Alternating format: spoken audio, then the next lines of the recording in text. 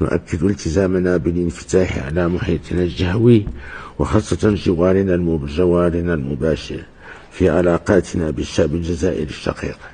وبصفته ملك المغرب فإن موقفي واضح وثابت، وأن الشعب الجزائري شعب شقيق تجمعه بالشعب المغربي علاقات إنسانية وتاريخية عريقة، وتربطهما أواصر اللغة والدين والجغرافيا والمصير المشترك.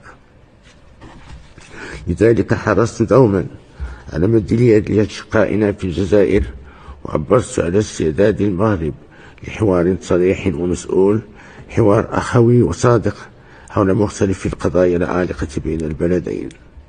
وإن التزامنا الراسخ باليد الممدودة لأشقائنا في الجزائر نابع من إيماننا بوحدة شعوبنا وقدرتنا سويا على تجاوز هذا الوضع المؤسف. كما نؤكد تمسكنا بالاتحاد المغاربي، واثقين بأنه لن يكون بدون انخراط المغرب والجزائر مع باقي الدول الشقيقة. من جهة ثانيا الإنسان يستخلص العبرة في 60 سنة استقلال، الحدود مغلوقة منذ 43 سنة، في أكثر من دلالة وأكثر من جواب على السؤال تاعك.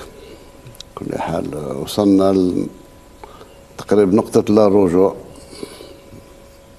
وإحنا